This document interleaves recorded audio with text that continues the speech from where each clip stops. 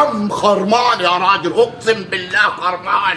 اديني سجاره يا عمي. خرمان خد لك شمه في الشكمان. طب انا مالي بيك خرمان؟ انت بقلت علي يعني شمه في الشكمان ولا شكمان في مش عارف ايه، هنقول لك خرمان وربنا يكفيك شر الخرمان. يعني ممكن اقسم بالله تحبس فيك دلوقتي. وليه تحبس فيه؟ انا بطلت سجاير يا صاحبي. ما في حد يشح السجاير دلوقتي؟ سجاره ب 4 جنيه. ما انا شغال شحات. ايوه شغال شحات. كل واحد نقول له اديني سجاره، واللي يديني مره مش هيرضى يديني الثانيه ويجحم فيها ويقول له اخلع من هنا. الناس ما قرفت. قرفت. ما حدش يستحمل حد. كان الواحد كان قاعد بحجنا في الفرحات من كثر التحايا. بطلوها. ده في الفرحات. سجاير حصرة اللحمه.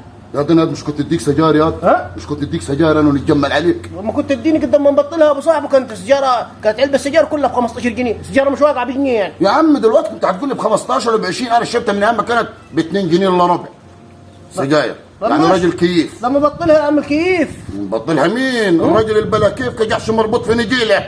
وانا دلوقتي مربوط في نجيله. طب ماشي يا عم النجيله، انحت في شويه النجيله لغايه لما تطلع الدوره عشان خاطر هي ايه قارفه. والله العظيم ما في نجيله. ما فيش نجيله دلوقتي يا راجل روح بس بلا نجيله بلا بتاع. اقول لك راجل بلا كيف كجحش مربوط في نجيله. يعني انت مفروض راجل معلم مش جحش تطلع في نجيله. لا سيبك برضه من الفيلم ده. خلفين الامثال كلها لصالحكم. روح يا عم الله يصلح حالك. يا عم نروح مين يا عم؟ السجاير غلت يا عم سمير.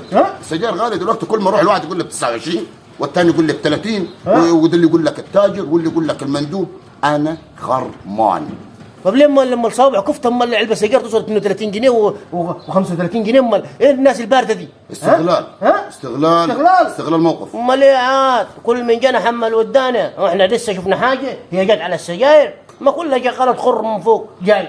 انا دلوقتي في السجاره. ليه كل ما واحد يقول له اديني سجاره ولو اداني مره يرضاش يديني الثانيه؟ والله لو ولا يجحف فيها هو يعني. والله لو راحوا لكم السجاير حيغلوا لكم كبريت. هي يعني. فهي المفروض تبطل الاثنين ده عشان ترتاح. يا راجل ده انا بقيت عصام سبارس يا راجل. بقيت الم السبارس تصربها من الشوارع. هو انا لم السبارس برضه نشرب نكايه يا سمير. مش عيب نشرب نكايه ثاني يا راجل. ده في ناس هتاكل من الزباله انت زعلان اشتلين من نكايه. شرب لك الزباله.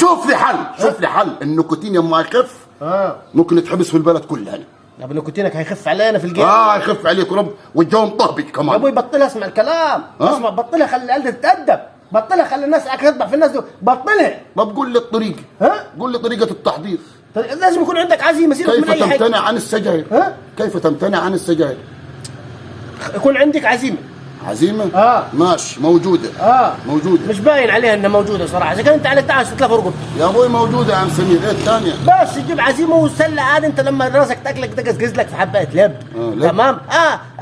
امضغ لك في حبايه البان. خش على المرض دي 65 اقدر مشي امورك يعني. عد اليوم. نديها 65 وتروح بيت ابوها ونروح نجيبها انا. هتقول لهم خرمان برضه. هي يعني موضوع هيعدي يعني. خلاص ماشي. في طريقه ثالثه ولا رابعه؟ ولا ثالثه ولا رابعه. يعني لازم العزيمه والاصرار. لازم العزيمه والاصرار ويكون عندك اراده.